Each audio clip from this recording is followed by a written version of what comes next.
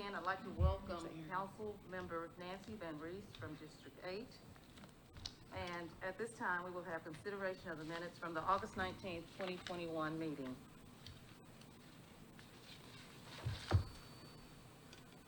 I will entertain a motion to approve. Second? Second. Any discussion?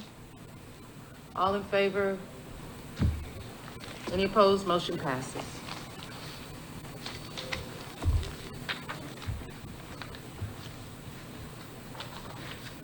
I'm good. I get my mask off so you can hear me. We are going to have our Title IX spotlight at this time. So as you all know, this summer the board approved a resolution commemorating and celebrating the 50th anniversary of Title IX. Leading up to the anniversary in June, the authority is spotlighting Nashvillians, athletes, coaches, executives, and community leaders who have impacted our community through their leadership and support of women's athletics. Last month, we recognized Olympian and TSU Director of Track and Field, Chandra Cheeseborough.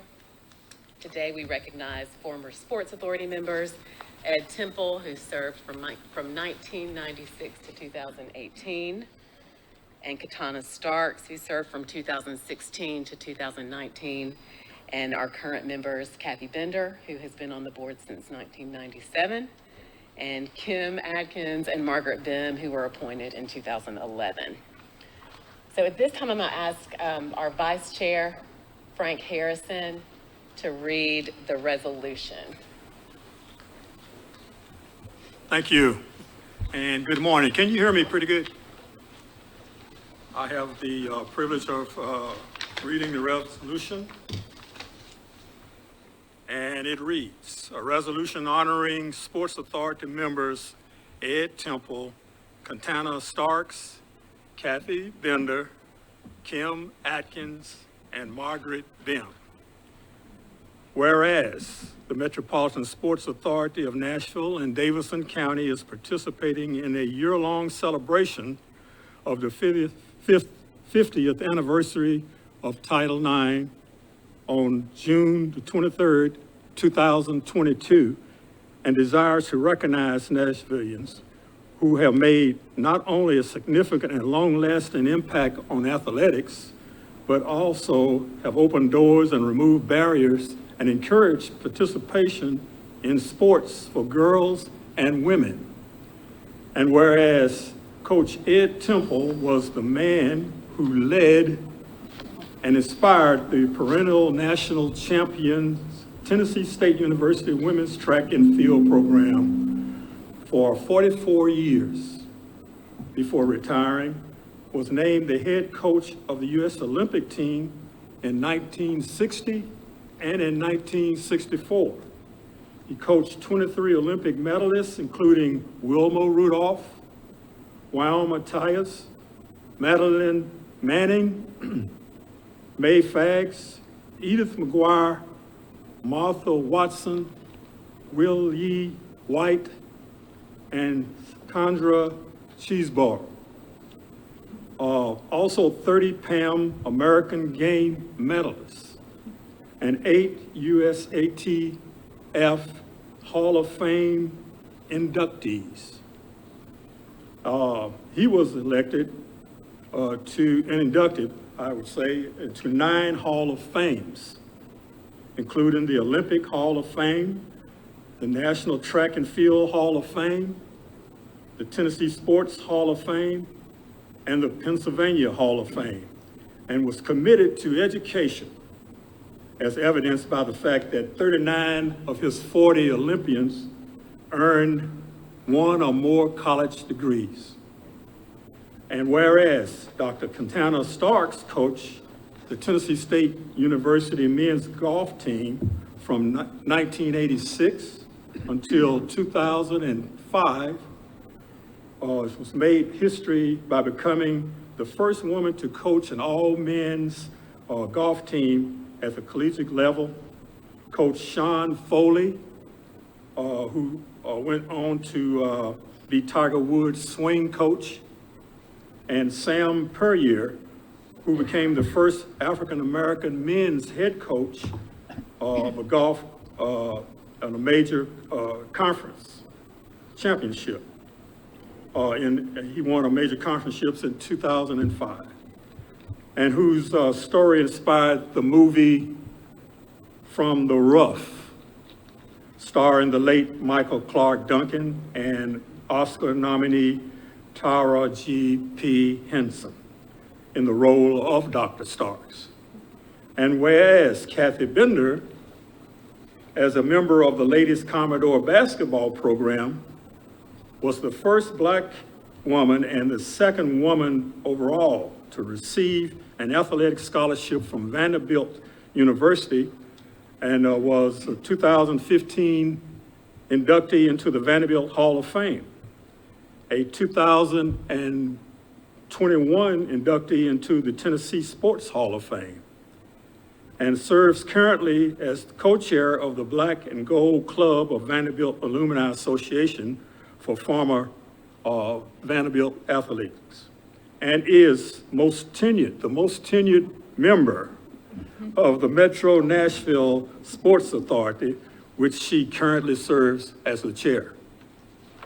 And whereas Kim Atkins played tennis for the University of Tennessee and Middle Tennessee State University, where she received all Ohio Valley Conference honors and was captain of the Lady Raiders tennis team, served as chair of the Metro Sports Authority for 5 years, serves on the board of the Nashville Sports Council, and is a member of the Women's Sports Committee. And whereas Margaret Bim co-chaired Nashville's successful efforts to host the NCAA Women's Final Four in 2014 and the SEC Women's Basketball Tournament in 2002 and in 2018, was the founder and chair of the Sports Council for Women in Sports Committee, is a member of the Nashville Sports Council Executive Committee and Board Directors, and is a longtime member of the Metro Nashville Sports Authority, where she serves as the chair of the Women's Professional Sports Ad Hoc Committee. Be it therefore resolved that the Metropolitan Sports Authority of Nashville and Davidson County, as part of this celebration, the 50th anniversary of Title IX, honors and recognizes Coach Ed Temple, Coach Contana Starks, Sports Authority Chair Kathy Bender, and Sports Authority Chair, former Chair Kim Atkins, and Margaret Bim for their contributions to women's sports at the local, state, national, and international levels. Signed by the Metropolitan Sports Authority of Nashville, Tennessee.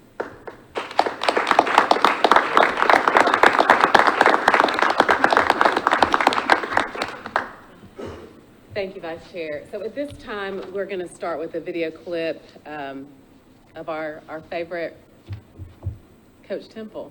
And then following that, we wanted to show you a piece that the Golf Channel aired several years ago.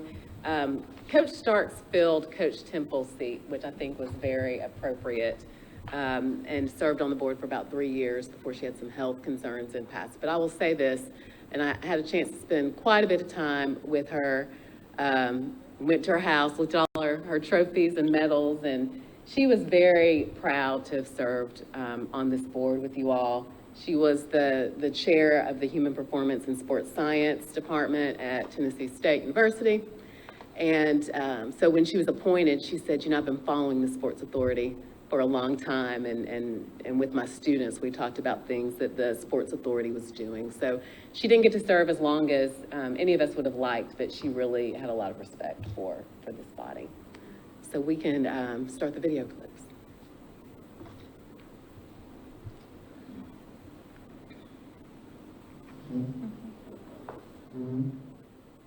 Joining us here on TSUTigers.com, what does it mean to be inducted to another Hall of Fame, especially the U.S. Olympic Committee Hall of Fame? Well, you know, I had some athletes in there. Wilma Rudolph's in there, and Wilma Mathias is in there, and Willie B. White, and Ralph Boston. So I'm just honored to be able to be a part of that organization. It's part of that game. There's been so much tradition at TSU, Coach Cheeseborough, Coach, of course, Miss Rudolph and all of them.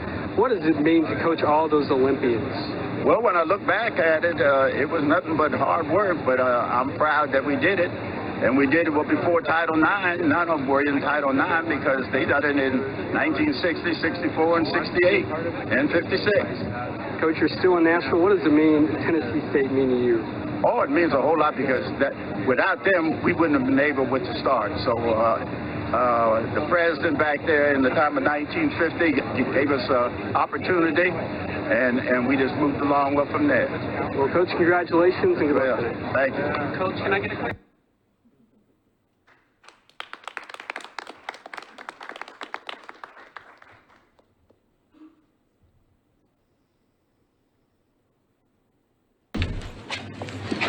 If I am just a lady swim coach, Edward, then you're nothing but street trash, like that rich kid said. But I don't say that because I don't focus on the past. I focus on potential. And I work hard to realize mine. And I expect the same of you. And whether that ignorant waitress gets what I'm doing doesn't matter. I'm gonna make you a golfer. All of you. And we're gonna win. And that was a scene from the film From the Rough, was based on the life of Katana Starks. In sports, there is only one chance to be the first at something. First to break the 4-minute mile, first to pitch a perfect game, first to rush 2,000 yards in a season. For Katana Starks, her moment in history arose when she became the first woman to coach a men's Division I golf team. The feat didn't come without a lot of hard work and determination.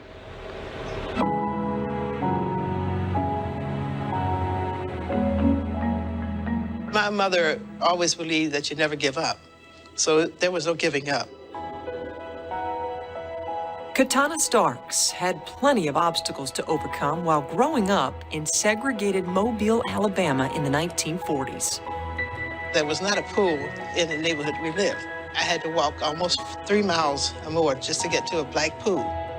Starks loved sports, but she was diagnosed with severe asthma when she was 3 years old. Even though the doctor said that I couldn't participate in sports, I would go hiking through the woods, climbing the trees, and all kinds of things. I never stopped. After graduating high school, Starks pursued her affection for athletics while attending Tennessee State University, an historically black college in Nashville. I was in health and physical education, and then they offered me a graduate assistantship because I could swim. They wanted me to teach swimming because it was required of all students at Tennessee State University. After earning her master's degree in health and physical education, Starks moved to Saginaw, Michigan to teach phys ed and coach several men's and women's high school sports. Fate intervened when she approached Tennessee State about a potential student athlete. I called trying to get a scholarship for a young lady who played basketball for me. And they said, listen, we have an opening. We need you back here. We have a brand new pool, and we need you to come and teach swimming. Starks returned to her alma mater and served as the men's swimming and diving coach until the university joined the Ohio Valley Conference. They didn't sanction swimming. They told me that they were going to cancel swimming and diving and wanted me to coach men's golf because I played. Starks' first challenge, form a team from scratch. I put signs up. You got to find someone. First year, the walk-ons, just take them, whoever can play. She was faced with so many challenges in the beginning. 1, financial, 2, recruiting, 3, facility shortages, 4, support. With minimal funding, Starks' team was resourceful. Next to the field on campus, we would literally take buckets of shag bags. They would land in the parking lot and roll at least 400, 500, 600 yards. Imagine hitting 200 balls. How long it would have taken to not only hit them, but then pick them up.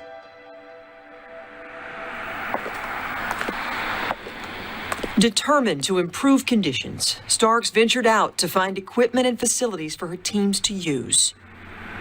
From golf balls to outfits to Just getting access to play in certain tournaments wouldn't have happened if she hadn't begged and tried to make it happen. She wasn't going to let us not get the opportunity to play on nice courses.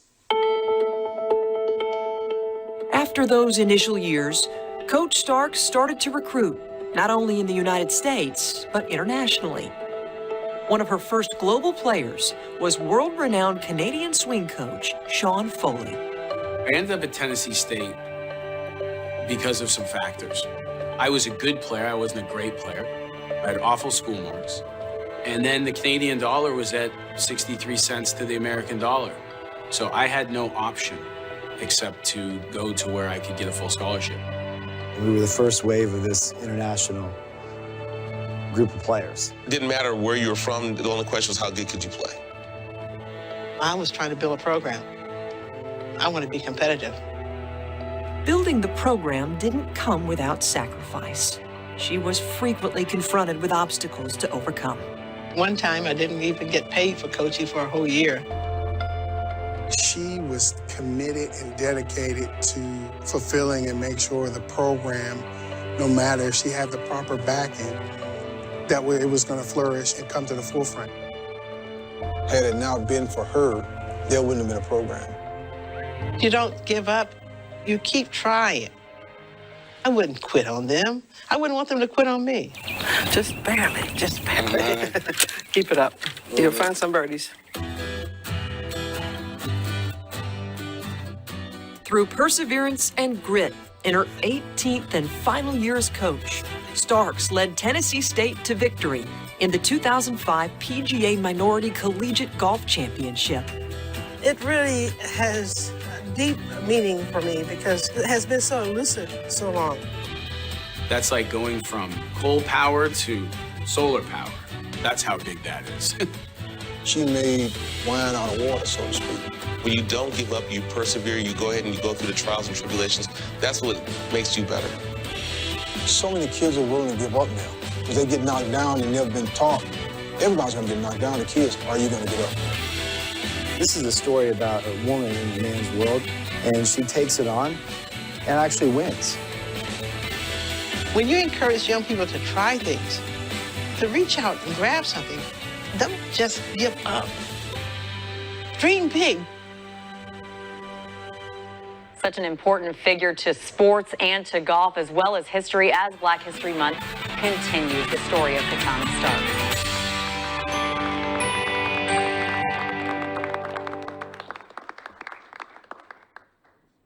I think it's a great video, and I think a lot of times we don't fully comprehend the people that we're with and the company that we're keeping. But it really was a great honor to have her on the authority. At this time, our former chair, and Kim Atkins, who has had an opportunity to play golf with Coach Starks, is going to interview our current chair, Kathy Bender.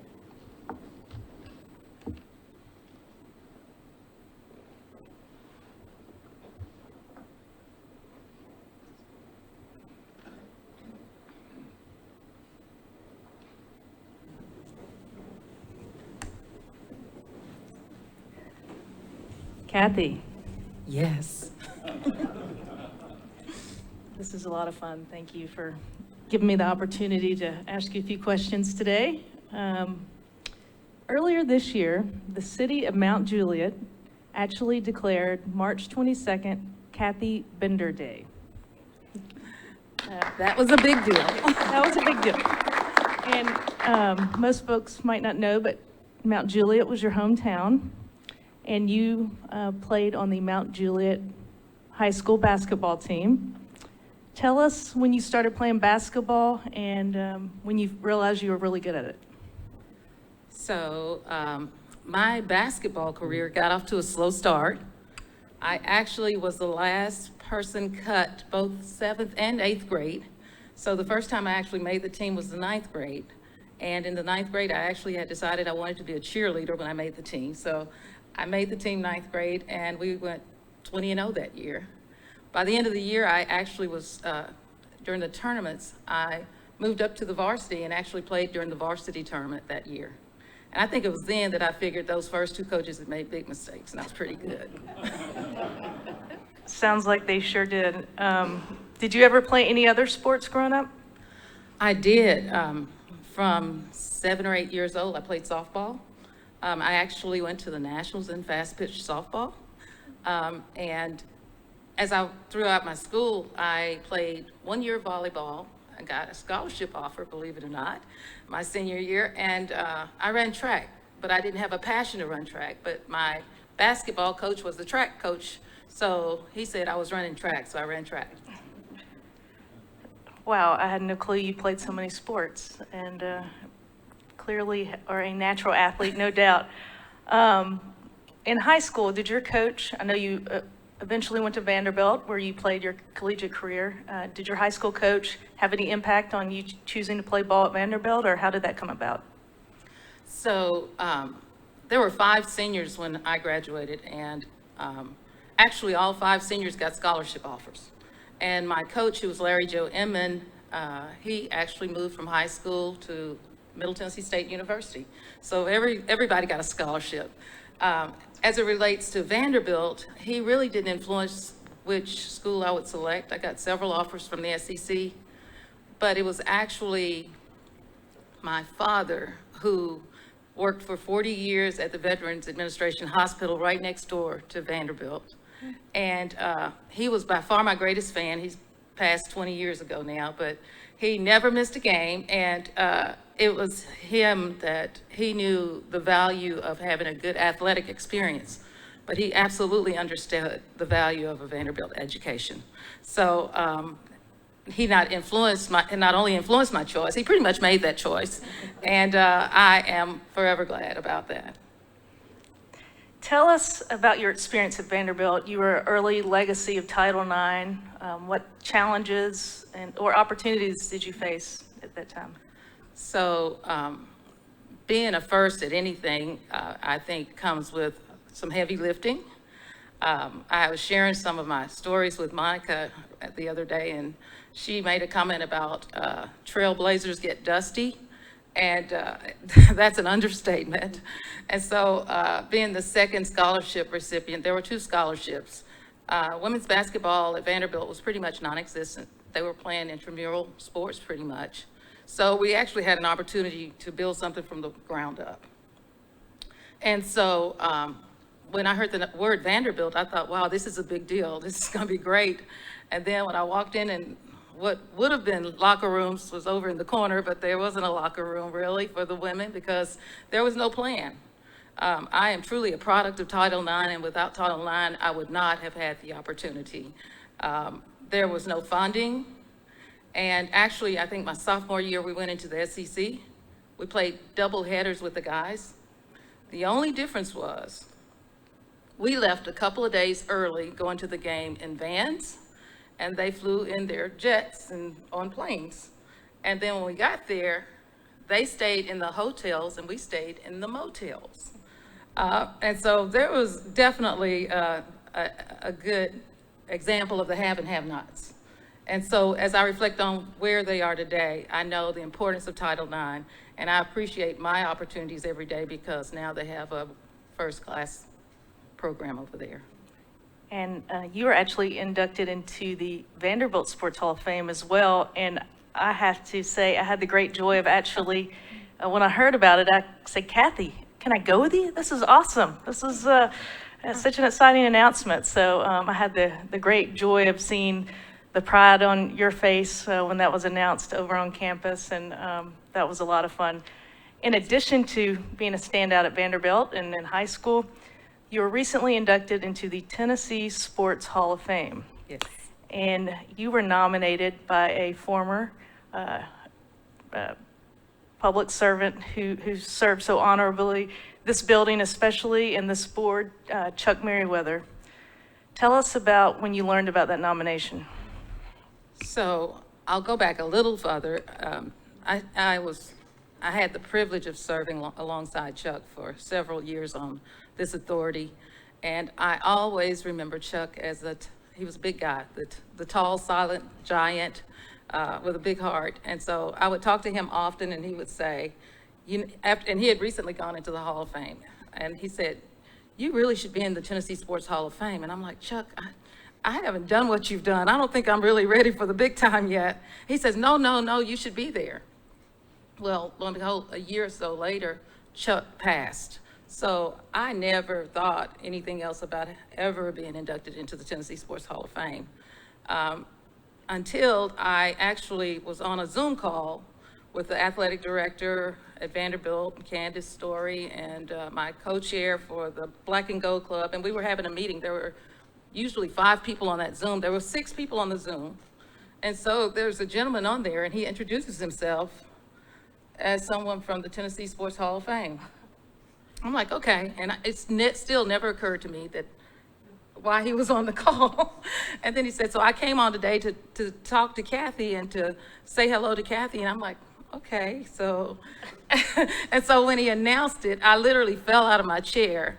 And when I finally got myself together, the only thing I could say was Chuck Merriweather. I mean, it hit me like a ton of bricks. It was like, this, I know Chuck is shining down and smiling on me. And he said, you're absolutely right. Chuck actually put in the nomination. I said, but Chuck's been gone over a year. He said, well, in the Tennessee Sports Hall of Fame, former recipients have the ability to nominate someone, and we have up to 2 years to vote them in unanimously. And this year you were voted in. So I think of Chuck often. I mean, he will always have a place in my heart because I know that he worked very hard for that. Thank you. Kathy, thank you so much for all that you've done to pave the way for women to be able to compete and play, and it's an honor to serve with you. Congratulations. Thank you.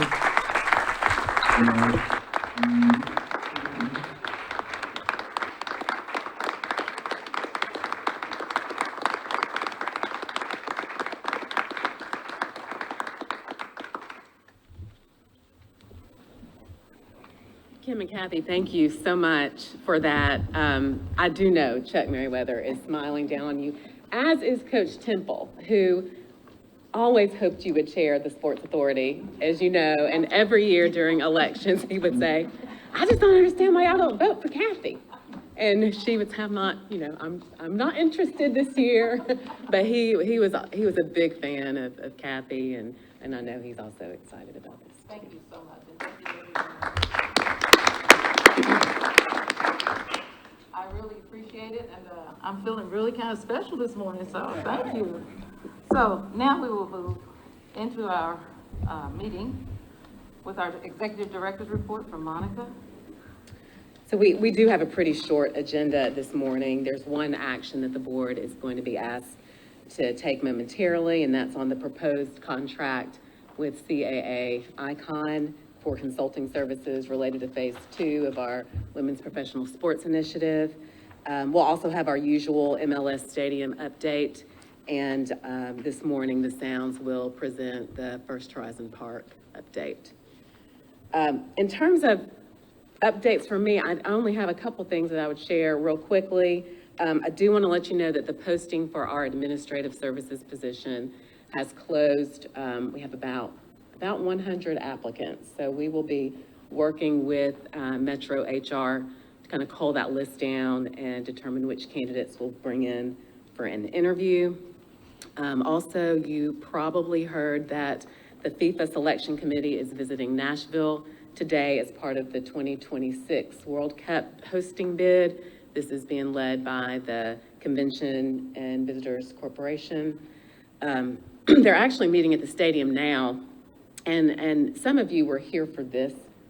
As I look around, many of you were not, but back in 2018, the Sports Authority voted to amend the stadium lease agreement with the Titans to provide for use of the stadium and for some associated expenses should the stadium be selected as a World Cup site. So there will be more information on that, but just wanted to keep you updated and remind you that we are involved in this process. Are there any questions? Okay. If not, that concludes my report. Thank you, Monica. And I think we have another visitor, council member Emily Benedict from District 7 has made it. Good morning. Thank you for being here with us today.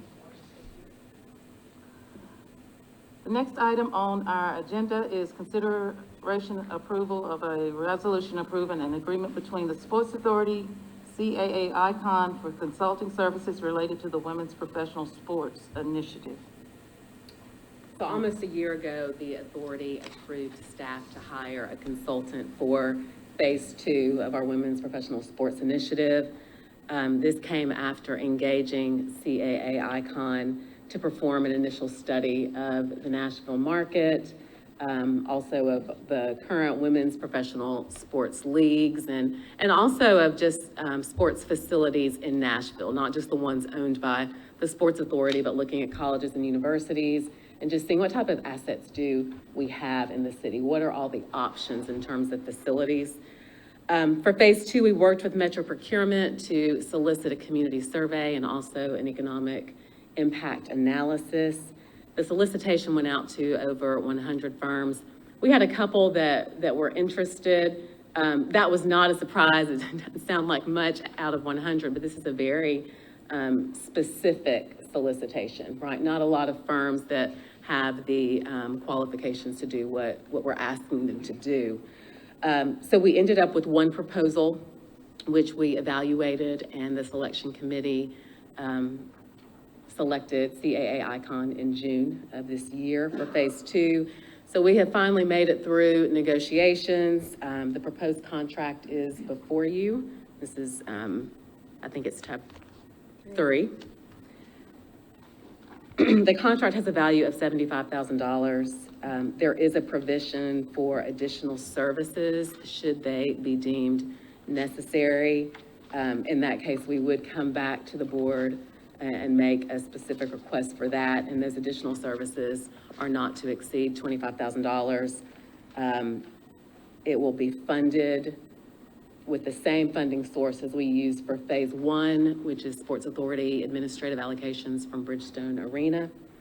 I'd like to thank procurement, and especially Margaret Darby and Macy Amos from the law department, who have really spent a lot of time on this. Brian Slater with CAA Icon is also there in the back.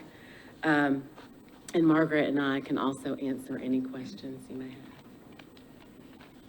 So, Monica, for clarity, I think you said that any additional fees would not exceed $25,000. I think it's 20. Is that correct? Oh, it should be 25,000. It's a typo in the resolution, so we'll change that. Thank you. Yes, sir. You said that there was a selection committee, so they've already looked at this and recommended it. How did that work? So the selection committee, which was comprised of me and Margaret, Bim, and then Councilmember Van Rees served as a technical advisor. And that committee met in June. Although we only had one proposal before us, we still had to make sure that it was in line with procurement standards. And so we did that and voted and selected them and then started the negotiation process.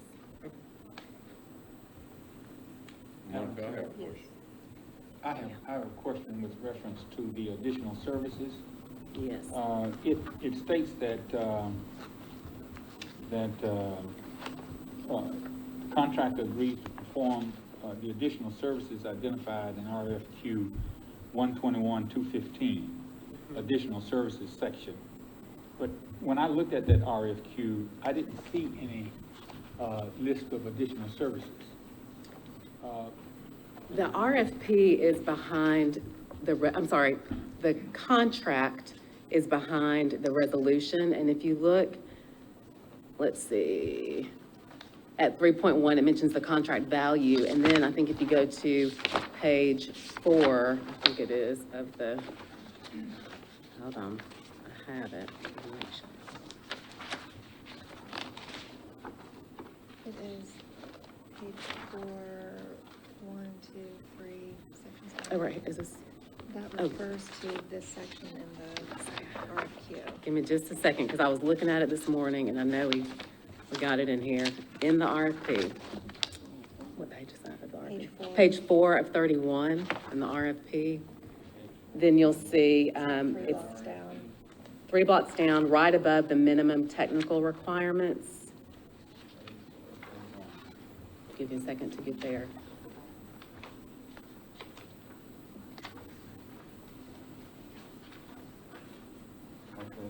Okay, and then it says additional services, and it goes on to say that the firm, oh, I'm sorry.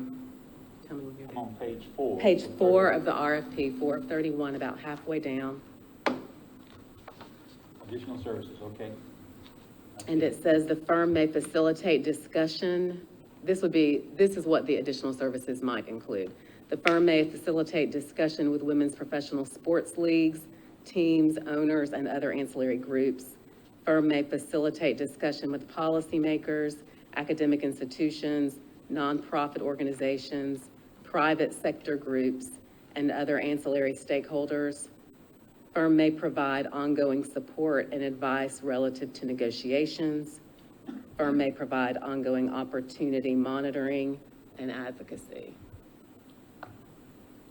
Are they not having discussions with these other organizations in the primary contract?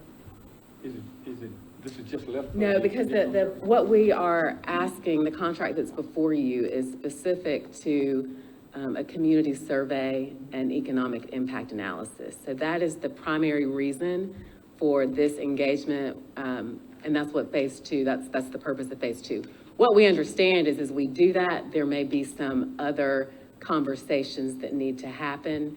And so as we worked with procurement, they said, let's do this and build this in a way that provides for some flexibility, right? We don't want to have to go back and put out a new solicitation to answer some of these questions. So this additional services was provided. We may need it, we may not need it.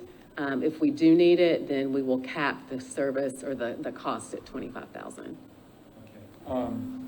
And now also, it states that the contract has a cost per hour of $415 per hour. And that's for the additional services. So if we move into that, and to be honest, and Brian is here also, that's lower than what was initially proposed to us. We saw the initial rate, and my first, I think our first question was, is this a private rate or is this a rate for public sector? And it was their public sector rate, but we did have some questions and negotiations, and so this is a combined rate where they've taken the people who will be working on the project and then kind of combined those average rates into one. So it is lower than where we started. Is it an audited rate by CPA? Excuse me? Is it an audited rate? Is it an audited rate by CPA? I don't know the answer to that. I don't know the answer to that. Were there any, first, is it a small business? CA Icon is not I'm gonna let you address that, Brian. Yeah, I think everybody's definition of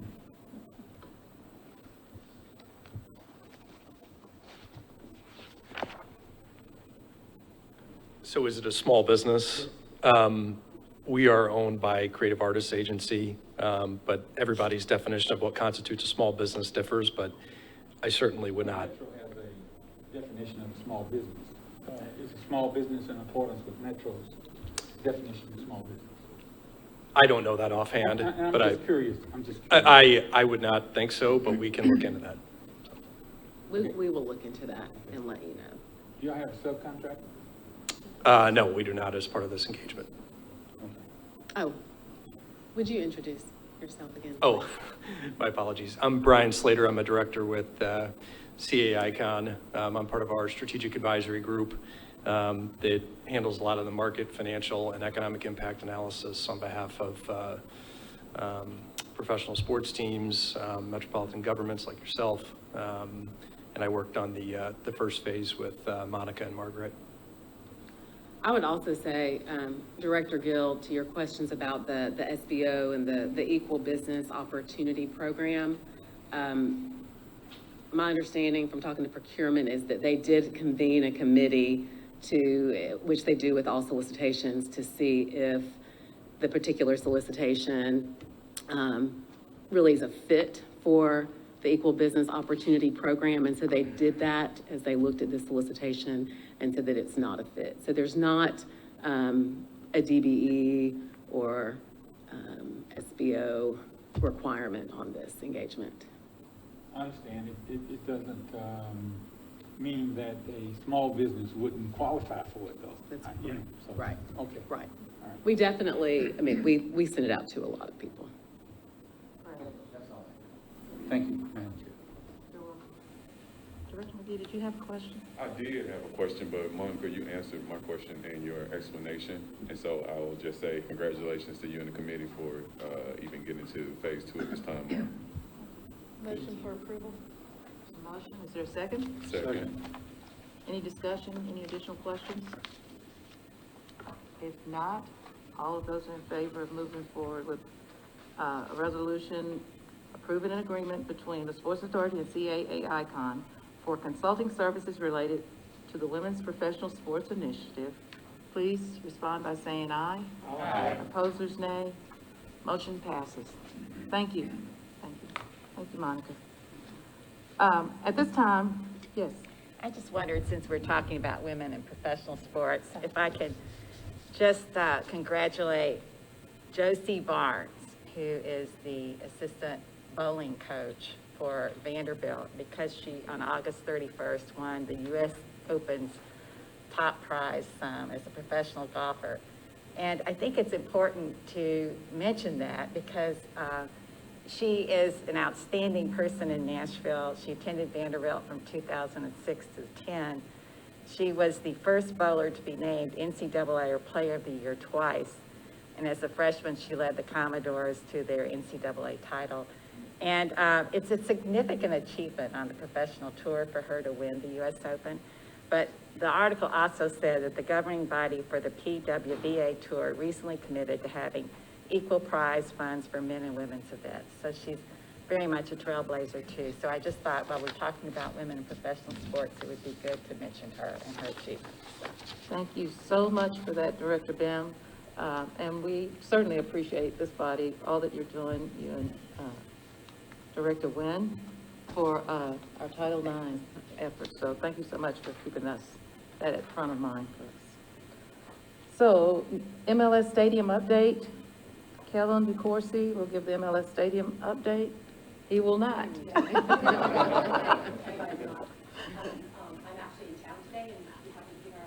Thank you, Madam Chair. My name is Mary Cavara, and here on behalf of Nashville SC on the team construction, and then we'll turn it over to Mortensen Messer for the DBE update. We also hope that everybody can join us when Nashville SC returns to Nissan Stadium at their next match on September 29th.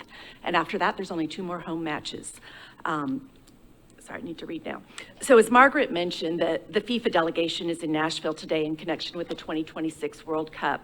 And just thought it was really important to let you guys know that Nashville SC is supporting these efforts. John Ingram is serving as the organizing committee chair, along with Ian Ayer, our club CEO, and Burke Nihill, the Titan CEO.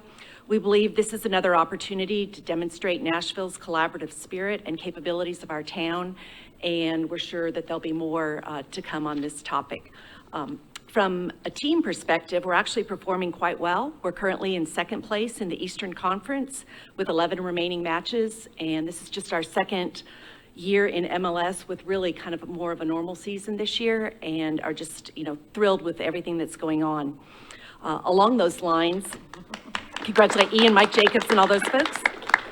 The stadium project continues to make solid progress in terms of construction and safety. And if we go to this next slide, this picture is an aerial view of the stadium from the north, and you can see the plaza and the supporters entrance right in front. You can also see the significant progress at the site since the beam topping ceremony in late August. On the next slide, this is another aerial view, and it's from the south end looking to downtown. On the south end, or the back of the house area, it's moving along very well.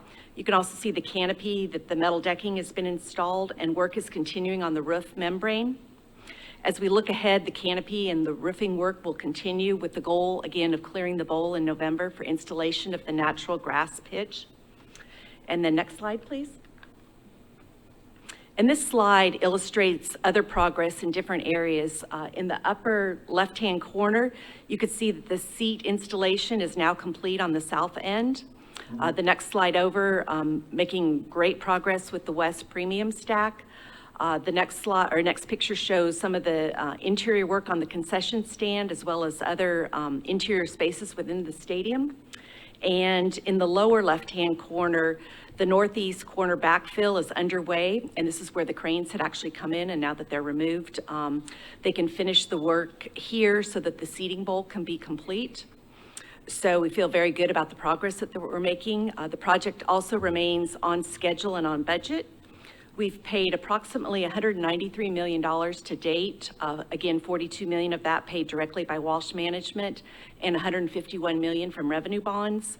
The estimated cost continues to remain unchanged, and we've not approved any change orders since our last meeting. Please let me know if you have any questions before I turn it over to Carol Greenlee with Mortensen Messer. Madam Chair, I have one question. Please. Are those fans waiting on the first game in that? I would have to ask Kellen. We've got folks stopping by and all sorts of comments as people get the chance to see the site, and we're thrilled to, in 22, we'll be able to host the Sports Authority meetings at the new facility. I'll turn it over to Carol. Thank you. Thank you so much.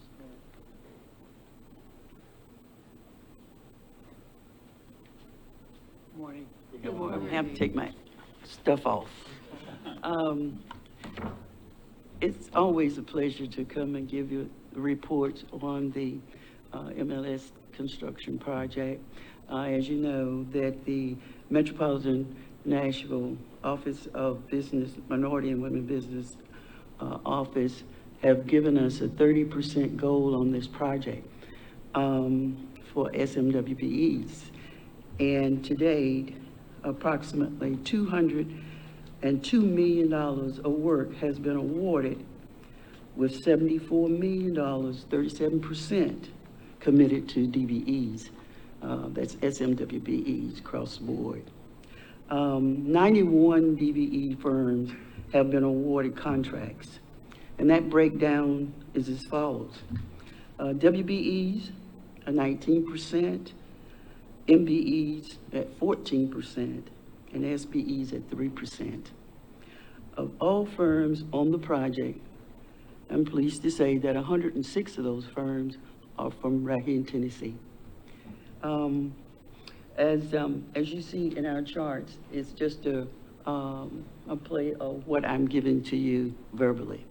In addition to that, Mortensen Messer self-imposed a 22% workforce goal on this project, and that workforce 22% is based on work hours.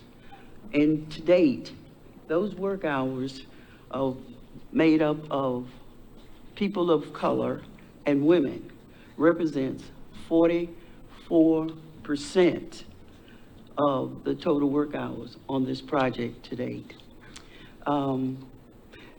I'd like to just say, over the last few months, making a presentation here, we have looked at an MBE, a woman-owned business, also a foreman. And to date, I'm proud to say that we also have a statement from an intern that has worked on the project, and I like to highlight her if it's on the. This is Elise Dees. Elise is an intern at Howard University. She is a virtual design and construction intern. She's worked on our project along with other interns on the project this past summer.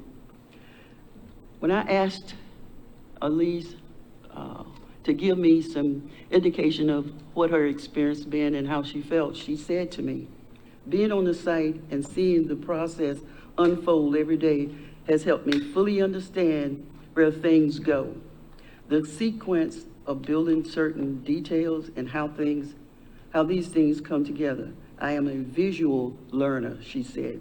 So being able to witness the construction process of such a large project has been awesome.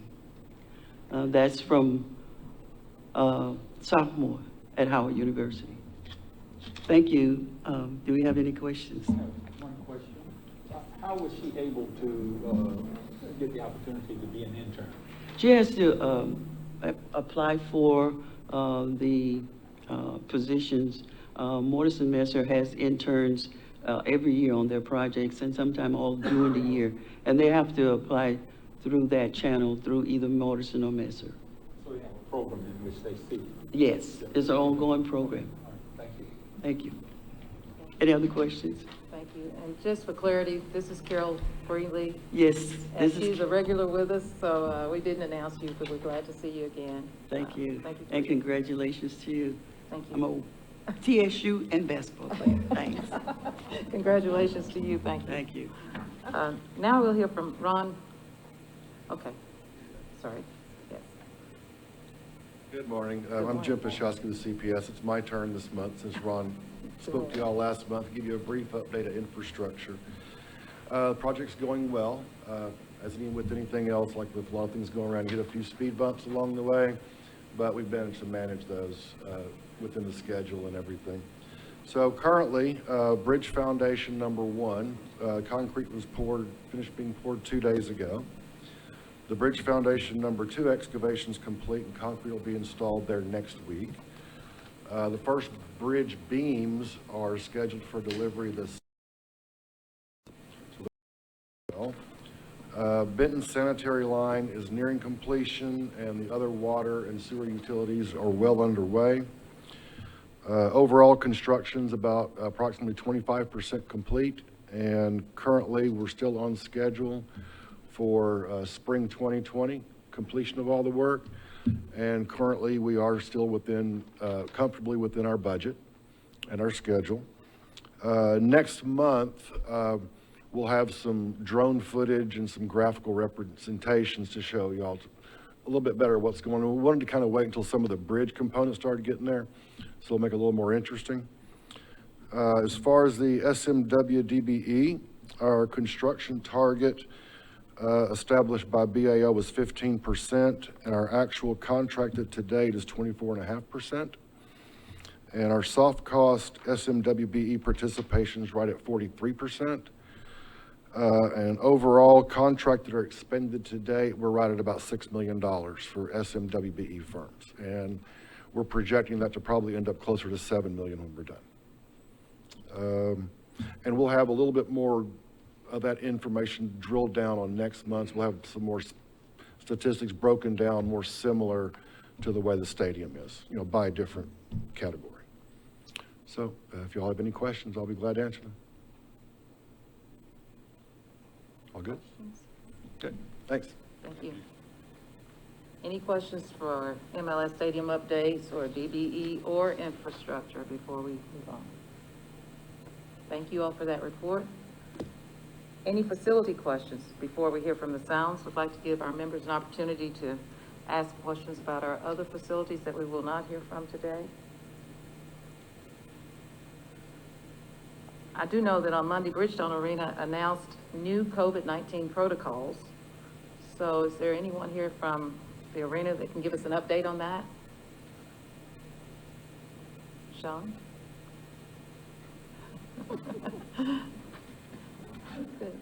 I only give good news, man. But this is good news. We sent it out to everybody. The goal is to host 17,159 people for every game and keep doing a pretty robust concert schedule and take all the mystery out of it. We got a little tired of different shows coming in saying, we want to do this or we want to do this. We realized, let's just set our own standard. One that I think about 18 other NHL teams have either followed or agreed to as well. Probably roughly the same number of NBA teams, the teams that control indoor arenas. Virtually every club in town has done the same thing, indoor clubs. I think Ascent Amphitheater has followed in very similar fashion. So now you come to expect when you come to a concert or a game, you're going to have proof of vaccination or a negative test within 72 hours. If you're under 12 years of age, you don't have to do either, but you have to wear a mask unless you choose to get a negative test or get a test that is negative, then you don't have to wear a mask. And this was met with pretty overwhelmingly positive reviews. And then we got inundated with about 20 people just blowing us up, obviously, some of which actually lived here.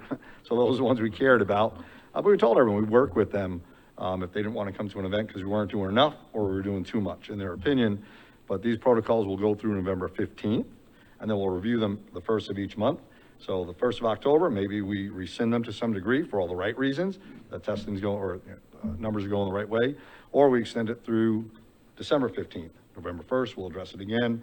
But ideally, the goal is to not have masks, to not have to ask for vaccinations, not ask for any testing for obvious reasons, that things go in the right direction. But right now, we are sitting in the worst in our country. So it would be irresponsible if we didn't do anything. So I just want to thanks for the support and the questions that you've asked already. But if you have any at all, please ask them. Thank you. Sean? I just have a comment. Thank you to Who set Bridgestone this Arena. microphone? Oh, there it is. You know, no one wants to be in this situation. It's a situation we're in. You guys took the courage and you're doing what's right for our fans. And I just think it should be commended. I also noted that on my Ford Ice Center email updates that there are free vaccinations available this weekend. I thought that was tremendous, and just thank you. Yeah, thanks for reminding me of that as well. And it's funny you led with that comment because that's what we keep saying.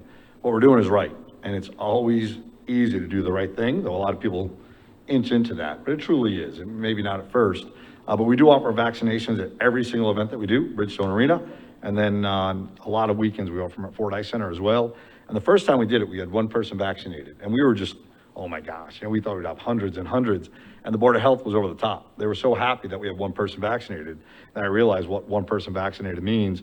And now at our shows, we're probably averaging, 8 or 9 people. And at Ford Ice Center, we're doing about 20, 25. So it's good. The more people vaccinated, the better off we're all going to be. And that's where we stand pretty firmly on. Yes, Director Van, please. I wasn't sure it was supposed to, I was like, oh, come on. I was getting nervous. I just want to echo what Kim said. Thank you so much for taking the leadership on this, and then look at all that followed, as standard for your industry. I think it's just so important, and I'm proud I'm glad that you were asked to come forward, that your operation took the lead, but I think it's great. Thank you for this. I appreciate that. I wish Michelle Kennedy and David Kells were here. They're really, driving most of this. We call Kennedy Madam COVID because she spends more time on our protocols, working with our own league. David Kells assembled a coalition around our state because the goal is what happens in Memphis happens here. What happens, Williamson County happens here. Obviously, not everyone's on board, but for the most part, almost every venue in the state is doing similar things that we were doing. So, and I think by the time our season starts, we'll be closer to 25 of our teams or so, and probably the same with the NBA. And we're excited about that. And again, ideally, we get to rescind these faster than we think. So thanks for the comments. Sean, I will just concur with my two fellow directors that I applaud your willingness to lead. And it's tough being a leader sometimes, but we appreciate. Well, I wrote down that great comment you had that, Trailblazers get dusty, because that really is good. We don't feel like we're doing anything special, though. We're just doing what we think is right.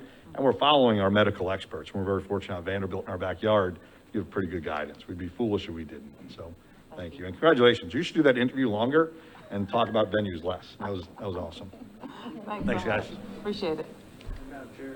Yes. Director Chair, Durham. I'd like to bring everybody's attention and a shout out for our Tennessee Titans. All of us know what happened in Waverly, Tennessee a few weeks back with the flood. Waverly High School was wiped out. Their athletic facility at the school, they lost all of their equipment. The Titans have sent truckloads of equipment to them. Either tonight or tomorrow night, they are letting the Waverly High School play in Titan Stadium. And it's being covered by the Titan Radio Network, and they're going 100% behind them. So I think it's a big shout out for the Titan organization for what they did. Thank you so much, Director Deering. Thank you for that.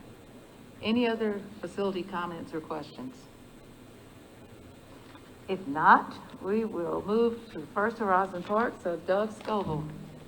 Good morning. Good morning. Sean, why? Sorry, man. And I still got to change it, I think. All right. Before I get into the presentation, I was talking to Quentin. Doug Scopel, Vice President of Operations for the Nashville Sounds and First Horizon Park.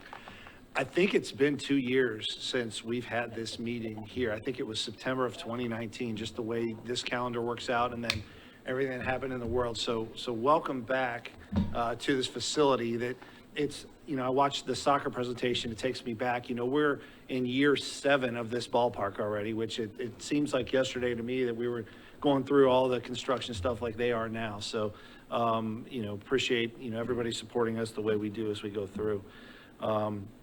I also want to make mention, we talked earlier about some of the past members of this board, and, that's one of the cool things in this job. We get to work with so many folks like yourselves and people that preceded you on the board, but there isn't a day that goes by that I don't think about Coach Temple or Chuck Merriweather. Coach Temple has a statue outside our right field entrance.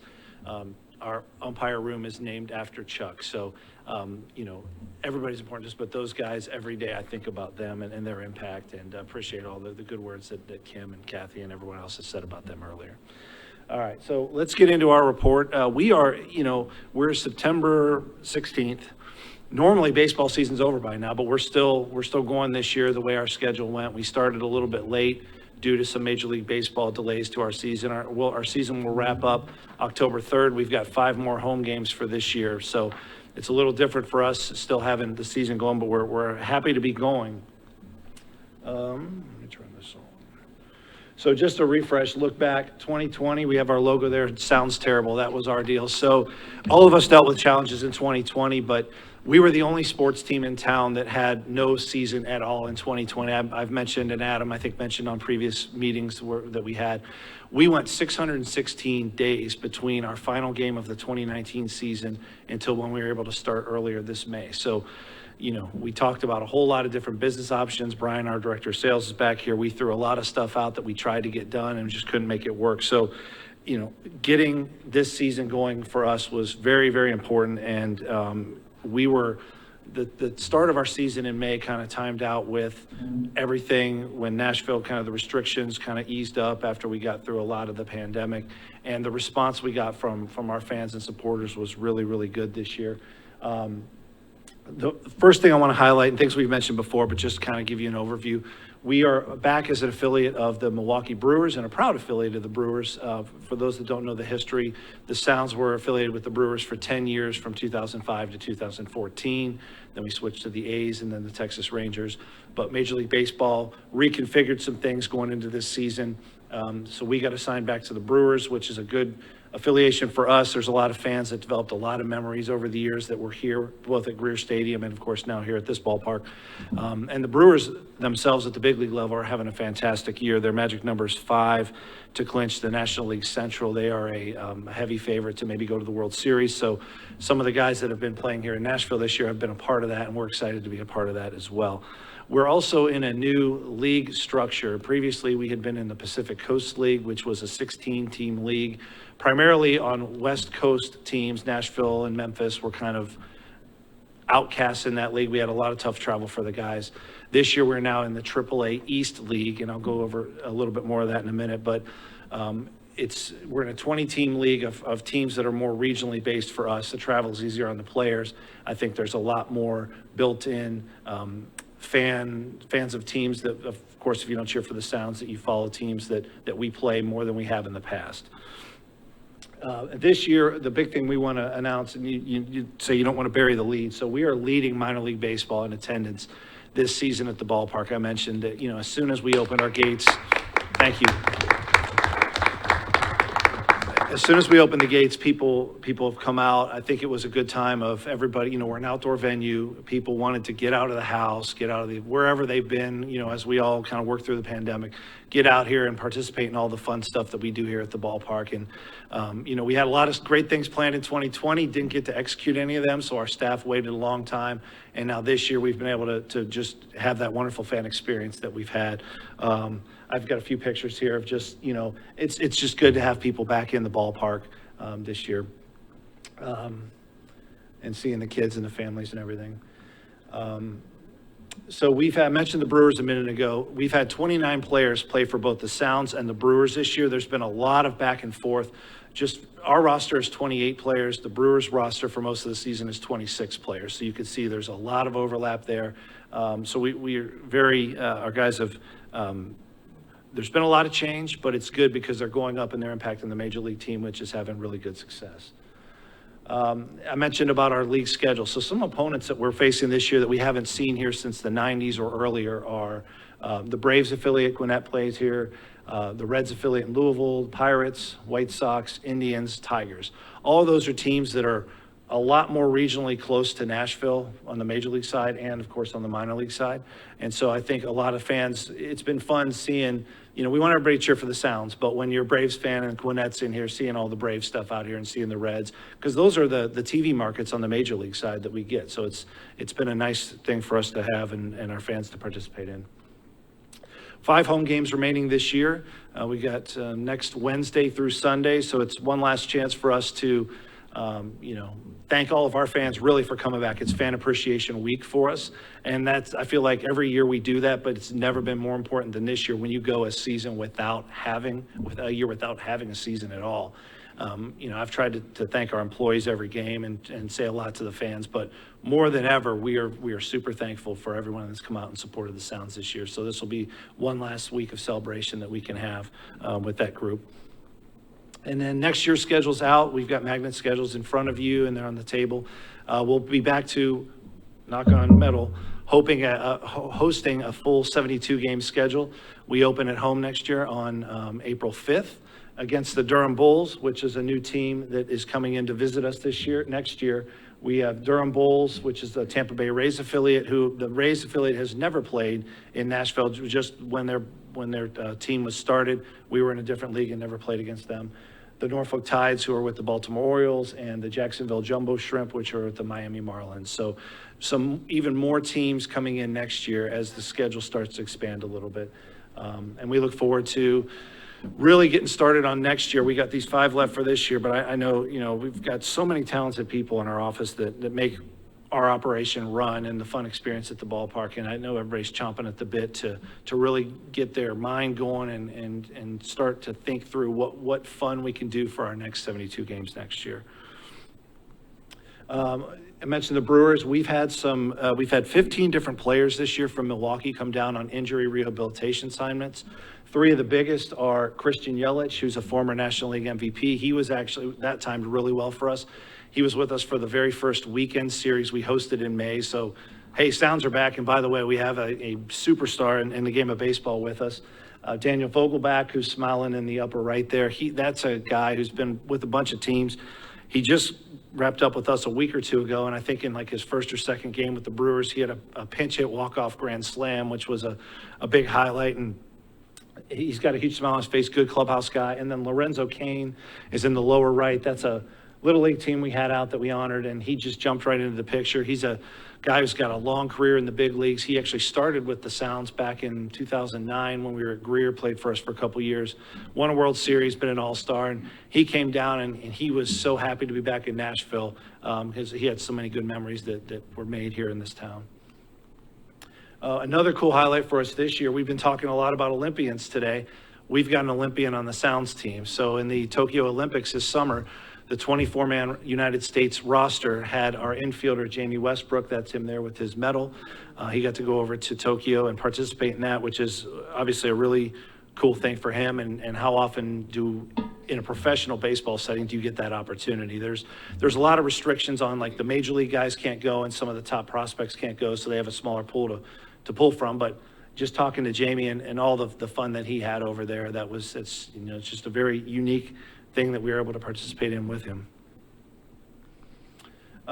Just at the ballpark, I mentioned we had our 65 home games for the Sounds, but like we've talked to you about in the past, we try to do a whole bunch of other events, not just baseball games here, and we couldn't do as many as we would have liked this year because of the climate that we're in the world, but we're still able to have a good amount in. I think we talked in previous meetings, and back in April, we had the Music City Diamond Classic, where we had Lane College and Tuskegee University play some games out here, which was a really cool event. We hope to continue something like that in the future. Sounds games, we had a celebrity softball game here in June. We had a new event for us this year, Blended Festival, which was a combination of music, culinary, and wine. That was a 2-day event. that was new and fun that we did this year. And then some additional events in different areas of the ballpark. We host events in this room, out the bandbox. We have a new tent, the Hit City Hall. And so it's, again, just trying to program that, and we continue to hopefully do more and more of those in the future.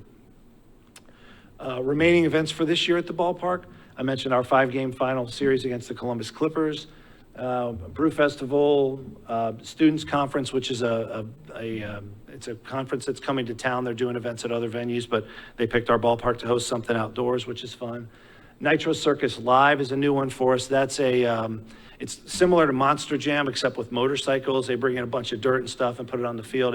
They've been traveling to different minor league parks. I can't wait to see that one. That one looks pretty exciting, so we're doing that. Bacon, Egg, and Kegs is an event we've done for several years here. That's in October. And then we get back next spring. Vanderbilt, who obviously had a great run with their baseball team this year in the College World Series, we always host a couple of their games.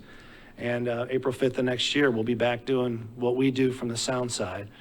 And we look forward to that. I think that's the kind of an overview of our season. Anybody have any questions? Yes, sir. I'll see if I can get Madam Chair to put you on before Mr. Henry next time, where he can let him adjust the microphone. But also a shout out for the Sounds organization for what y'all have done in Humphreys County with a $10,000 donation and helping them McEwen High School with their baseball field. That's to be commended. Yeah, okay? thank you I was going to mention that, and then a lot of our work out there, we made the contribution, but a lot of our work is to be done because the baseball seasons out there don't start till the spring, so everybody was focusing on fall sports. After we wrap up here, we're going to send our grounds crew and our operations crew out and renovate some fields and give some equipment and things like that at the end of our season. So in our next report, we'll probably have a little bit more depth on that. But thank you for bringing that up. Mayor? Kathy? Yes. I just want to say it was so nice to be back in the ballpark. My family has experienced so many wonderful memories here, and it's just, if anyone has not come out yet, please do, because it's just a tremendous asset that we have, and you guys are always so flexible. I remember this facility helped lay the groundwork for MLS, and you're always there and willing to be a good neighbor and part of our community, and it's so much fun out here. So if you haven't been yet, I encourage you to do so. Thank you. Thanks, Kim. Any other questions or comments for Doug? Doug, I love the way that you all are being creative in using the facility and using the grounds and spreading it across the city of Nashville. So thank you for that. We continue to be as creative as we can in that regard, yeah. Thank you. Thanks. Okay, thank you so much. So this concludes our agenda, and I'd like to thank the members of the Sports Authority, Metro League, facility team representatives, and project managers for your input today. Our next meeting is scheduled for Thursday, October 21st, and we hope to be at Mls Stadium, but staff will confirm that closer to the date, and the Finance Committee will convene prior to that meeting. So if there is no other business, I'll entertain a motion to adjourn. So moved. So moved. Thanks. Everybody have a great day.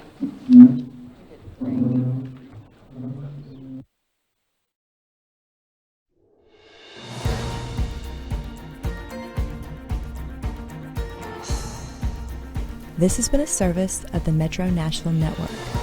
If you would like to see this presentation again, or for more information about this and other programs, visit nashville.gov.